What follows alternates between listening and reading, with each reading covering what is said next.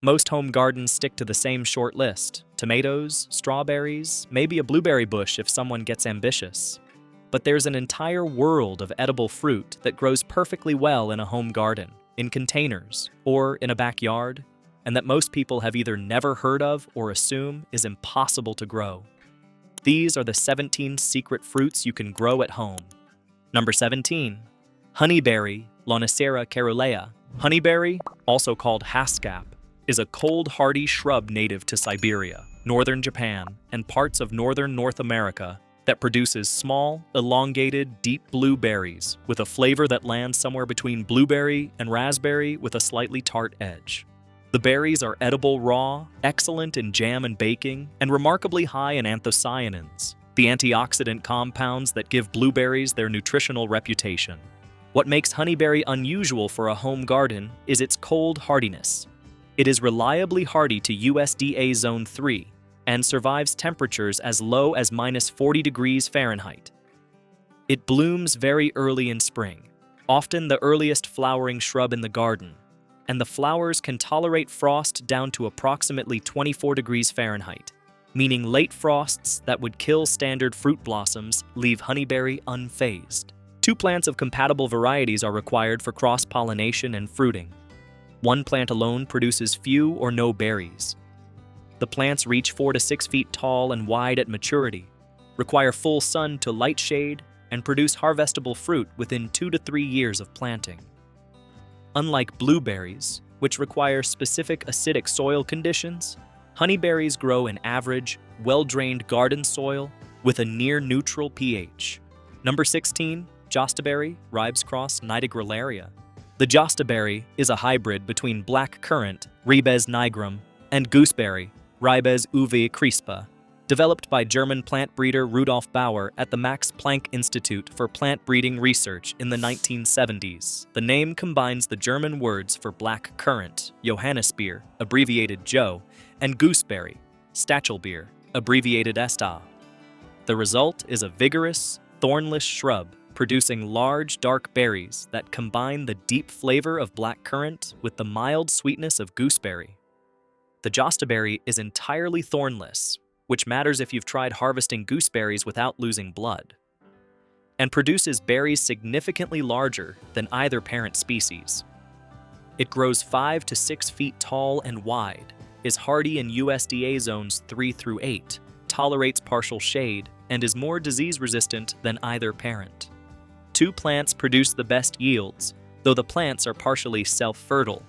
The berries ripen in midsummer and work best in jam, wine, juice, and baking. A mature plant can yield 10 to 15 pounds of fruit annually. Note that some U.S. states restrict planting Ribes species because they can host white pine blister rust. Check local regulations before planting. Number 15. Autumn olive, Elaeagnus umbellata. With a caveat. Autumn olive is included here with a necessary caveat. It is considered invasive across large portions of the eastern United States and should not be planted where it has been documented spreading into natural areas. In regions where it is not invasive, parts of the western United States and some northern areas, it is a remarkably productive fruiting shrub. A mature plant can produce up to 20 pounds of small, silver-speckled red berries annually. The berries are high in lycopene, actually higher than tomatoes, along with vitamins A, C, and E, and essential fatty acids. The flavor is tart-sweet and astringent fresh, but significantly improved by cooking into jam or wine. The plant grows in poor, dry soils, fixes atmospheric nitrogen, and requires almost no inputs. Before planting, check your state's invasive species list. If autumn olive is listed as invasive in your area, choose Elaeagnus multiflora, gumi or cherry silverberry, instead. Similar fruit quality, far less aggressive growth habit, and not listed as invasive anywhere in North America. Number 14. Cornelian cherry, Cornus mass. Cornelian cherry is not a cherry.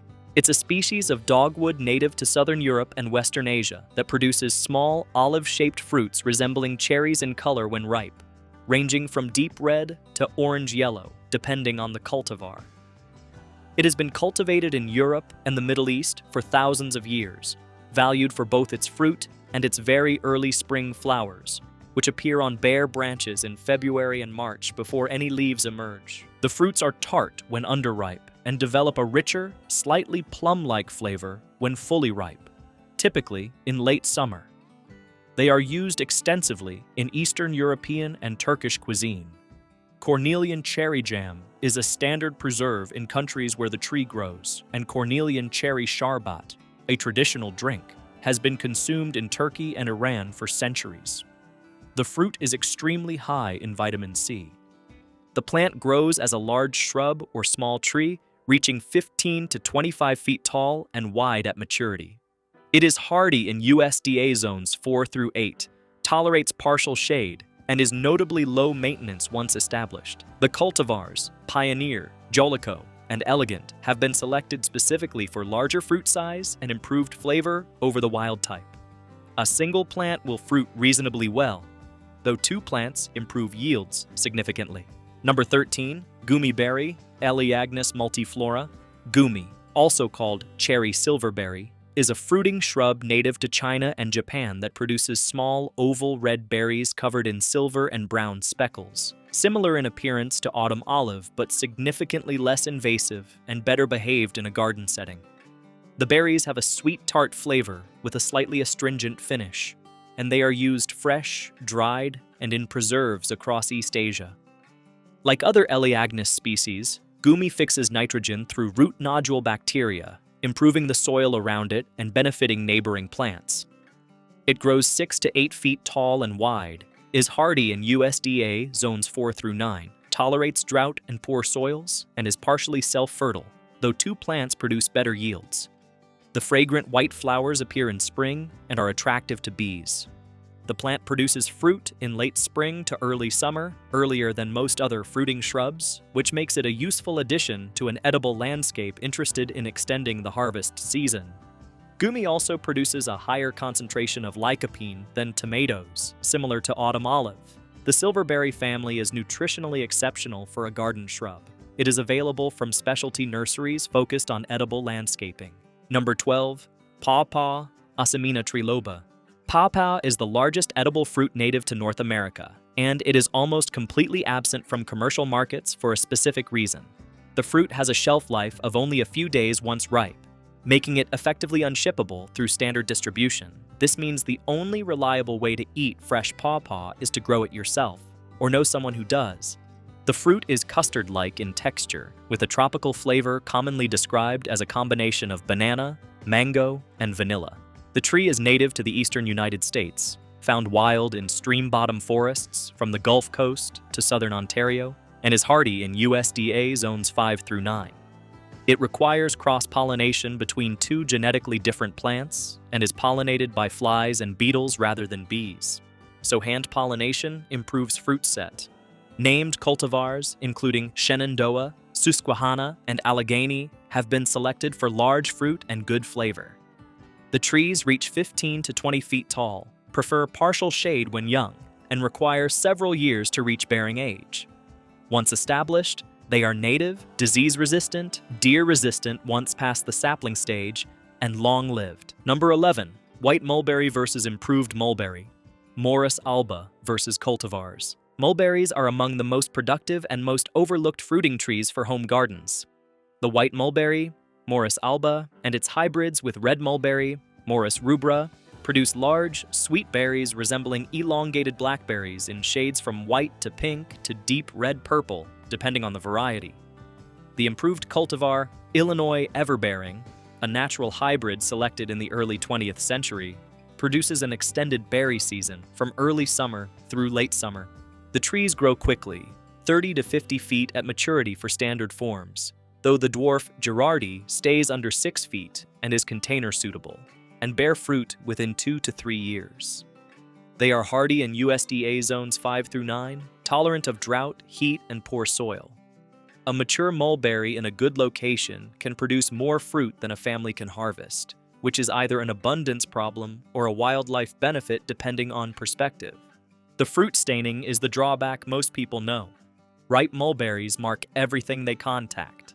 Sight them away from driveways and light-colored surfaces. The fruit is genuinely excellent fresh and exceptional in wine, jam, and baking. Number 10. Ground cherry, Physalis pruinosa.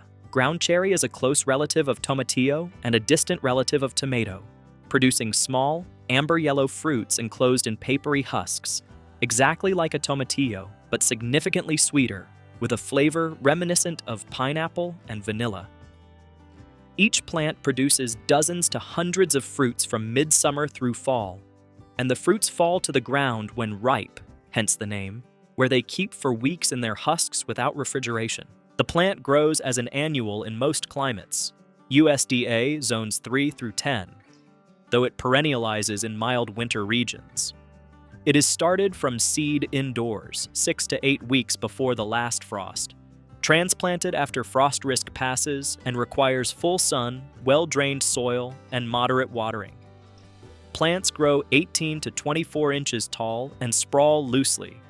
A cage or support improves air circulation and makes harvesting easier. The edible part is the fruit inside the husk.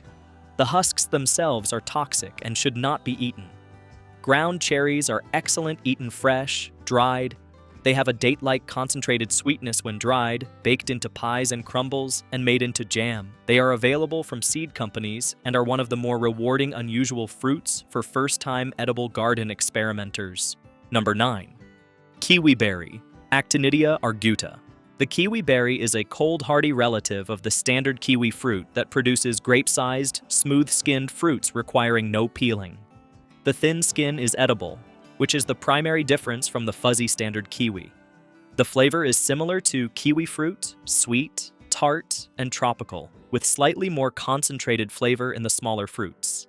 Actinidia arguta, the hardy kiwi or kiwi berry, is native to northern China, Russia, and Japan, and is reliably hardy in USDA zones 4 through 8. It grows as a vigorous woody vine reaching 20 to 30 feet, requiring a sturdy trellis or pergola for support. Male and female plants are required, typically one male to every 6 to 8 female plants, with the exception of the self-fertile cultivar Isai, which is smaller in fruit size but reliably fruits without a male pollinator.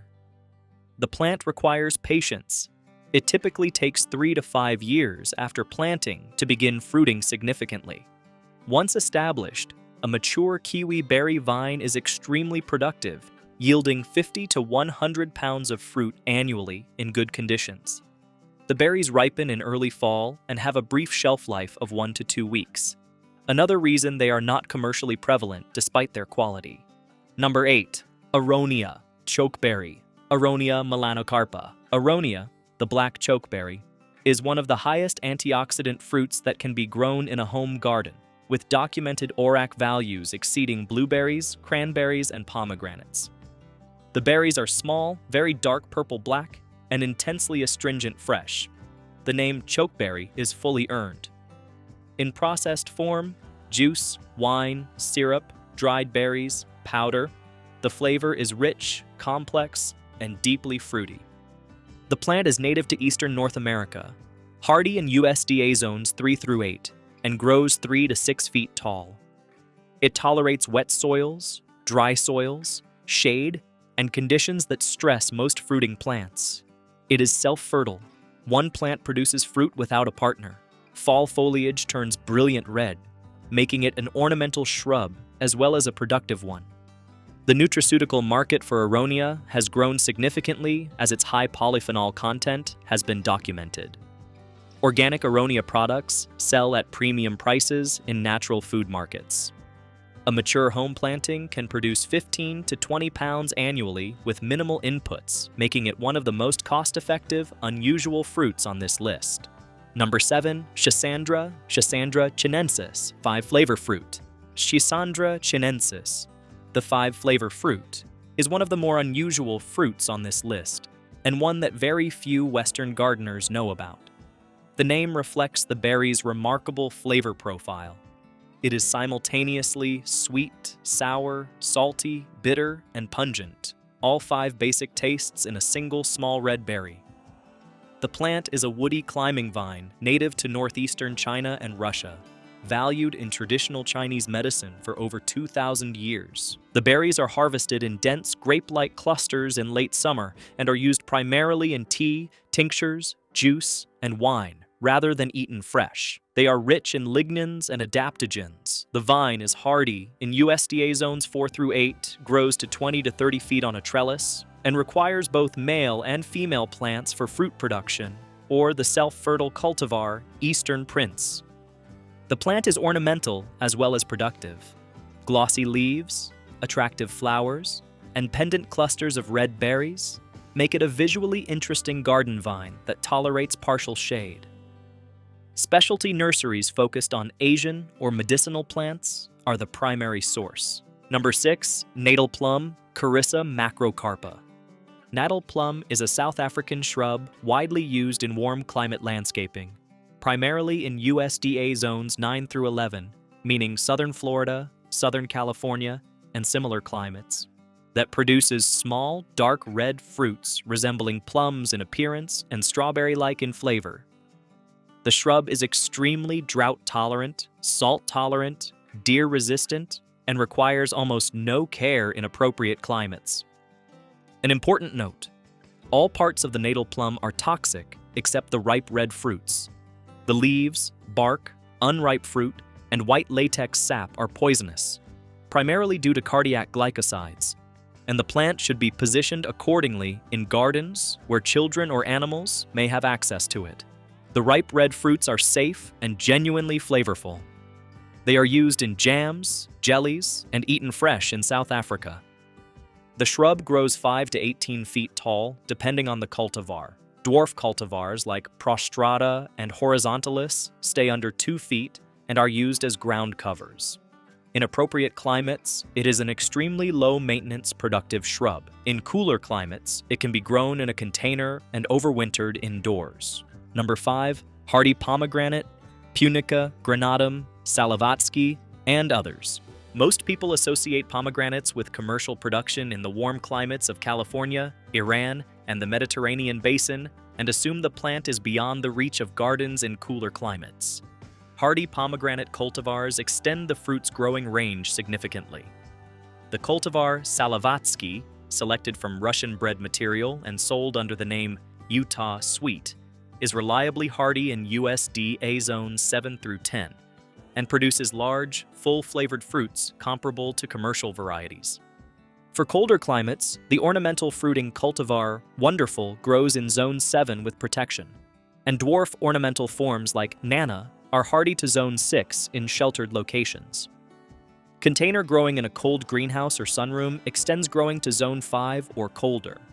Pomegranates grow as large shrubs or small trees reaching 10 to 15 feet, requiring full sun, excellent drainage, and hot summers to ripen fruit properly. They are drought-tolerant once established, deer-resistant, and essentially pest-free in most regions. Fruit production begins in 2 to 3 years from planting. The showy orange-red flowers are attractive in summer, even in years when the fruit doesn't fully ripen. Number 4, strawberry tree, Arbutus unedu. The strawberry tree is an evergreen shrub or small tree native to the Mediterranean and Ireland, one of the few broadleaf evergreens native to Northern Europe, that produces small, round, red fruits resembling strawberries in appearance, but tasting nothing like them.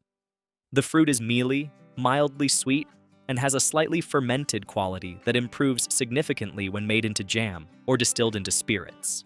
The Portuguese Madronho brandy and the Spanish Madroño are made from strawberry tree fruit.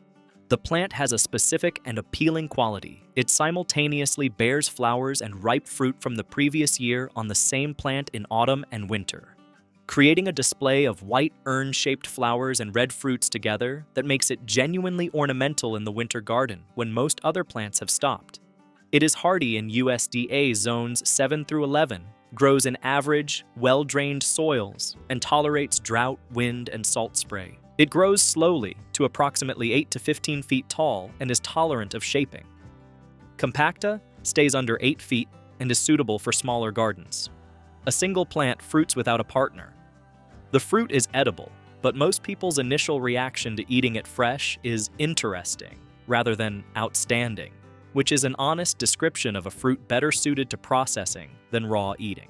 Number 3, elderberry, Sambucus nigra and Sambucus canadensis. Elderberry is the easiest and most immediately productive of the unusual fruits on this list, and it has developed a significant following in the home garden and homesteading community over the past decade because of its documented value and the gap between the price of commercial elderberry products and the cost of growing your own. Native elderberry, Sambucus canadensis, is native to eastern North America and is hardy in USDA zones 3 through 9. European elderberry, Sambucus nigra, is harder in zones 5 through 7. Both produce large, flat-topped flower clusters, corymbs, of fragrant white flowers in early summer, followed by dense clusters of small, deep purple-black berries in late summer and early fall.